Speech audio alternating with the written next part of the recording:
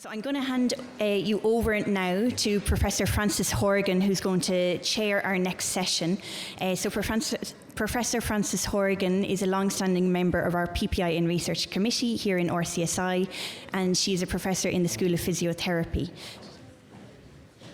Good morning, everybody. Thanks very much, Niamh, and you're very welcome back to our next session. So as Niamh said, our volume is at the max, so we need you to be really quiet, so we'll hear our first two speakers, and I'm going to introduce Kayleigh Twomey and Dr. Anne-Marie Martin now. We're going to have three presentations in this session, and we're going to have 8 minutes for the presentation and some time for questions.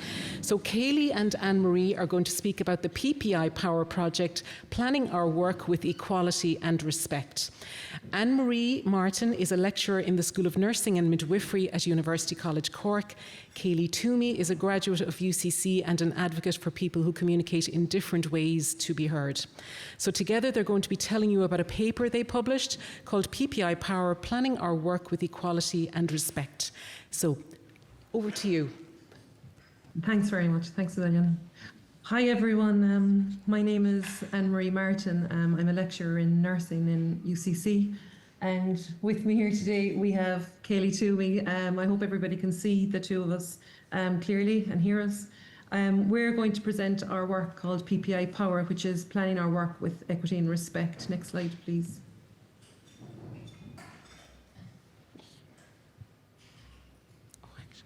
So just, I suppose, to share a little bit about our team. As I said, I'm lecturing in UCC. Kayleigh is an advocate for people who have intellectual disability and communicate in different ways. Lorraine Woods and Mary Doyle Kent, they're both parents of adult children who have profound intellectual disability. And Joanne Murphy, you can see there in the last image, she's the research officer with Family Carers Ireland. So I suppose back when PPI Ignite at UCC first put out a call for seed funding, we came together, I suppose, with the idea of maybe doing a project around communication and how people who communicate in different ways can be heard. Is that right, Kayleigh? So I suppose just for everybody in the room there, Kayleigh is blinking twice when she agrees with what I said, and she will absolutely give an emphatic no when she disagrees with what I say, so you'll definitely know whether she's agreeing with us or not. But I suppose coming together as a group, each of us had different perspectives, I suppose, compared to research, lived experience, caring experience. But we wanted to combine our expertise because we felt that by working together, we would have a more rounded picture of the support that people with intellectual disability who communicate differently, what support they need and their carers need if we work together. So next slide, please. So as I said, it started with a seed. The PPI Ignite network at UCC put out a call for seed funding, and we decided to apply for it. We initially met just to chat about what we could possibly do or what project we could work on. And we decided eventually to actually identify and document the positive and challenging issues of PPI working and what we did to either make it work or resolve the issues we faced. But also we wanted to identify a research project that we could prepare maybe for a grant call that might come up at a later stage.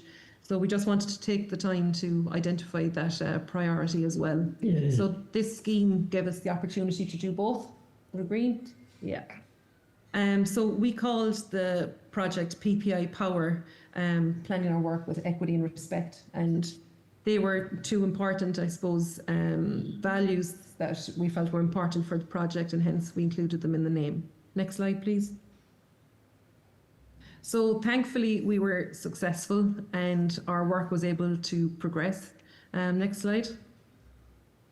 So then over 12 months we met every 6 weeks. We met in different kind of ways depending on how people wanted to communicate or express themselves and what was the easiest way for everybody to take part, because we wanted the relationship to sustain over time. We wanted it to be a sustainable relationship. So that was a very important part of this project. And I suppose having a seed fund enabled us to do that. It gave us the time to figure that out while also identifying our research goal. So working together meaningfully was important to make sure the project would be meaningful. And I suppose it has to start with and be guided by some important values and principles. So we used the values and principles that were developed by the PPI Ignite network in 2022 to inform and guide our work together. There's an image of it there to the right. So next slide, please. And we captured, I suppose, our work. We documented it as we were going. We took a diary approach, and we eventually wrote this paper that can be seen in research involvement and engagement. And we presented it as a case study of PPI working. So you'll see there's a QR code to the right of the slide, and anybody who wants to access it can get it on that slide. We also have it on the final slide, and we've no problem sharing it if anybody wants to contact us afterwards. Next slide, please. So I suppose an important part to discuss is that idea of writing that paper together, and I suppose our experiences of what worked well or maybe areas that need attention in terms of progressing through writing and publishing a paper. So in terms of firstly writing the actual paper in the first place, we agreed as a group a plan for the paper and the points that we wanted to make. I suppose we, have I said something wrong? No, I'm okay. So we have agreed what we wanted. We had a structure of it that we agreed and that we laid out together. And some of us had different thoughts, and some of us, there were points we agreed on and points that we disagreed on, but we figured it out. So even though people had different experiences, everyone's perspective was listened to, and the structure of the paper was agreed, and the content of the paper was agreed. But then I wrote it. Yeah. I did the hard piece, I think. Yeah. So I actually wrote the paper, but then we shared it, or I shared it with the rest of the group. Everyone read it and made suggestions to what the content was. And everyone read it in a different way. Some people read it themselves. I came out to Kayleigh, we went through it. She gave me honest feedback, didn't you? Yeah, she gave me very honest feedback. There was some words that maybe weren't easily understood. There was some content that needed to be changed to make it more understandable. And we figured that out between us. So even though I drafted the initial paper, it was redrafted and everybody had input into it. So we think we got that part of writing the paper. We think we did that quite well. By the time we were ready to submit it, everybody was quite happy that the content was what they wanted to have in the paper. I suppose after that, we did encounter one or two hiccups or one or two challenges, I suppose. Now, both were overcome, but if we want to have people's voices heard, I suppose we need to make sure that the way it's heard is accessible to everybody. And one of the difficulties that we did encounter is that when you're submitting a manuscript, each author has to have an email. It's a difficulty that I suppose I've encountered on other PPI projects.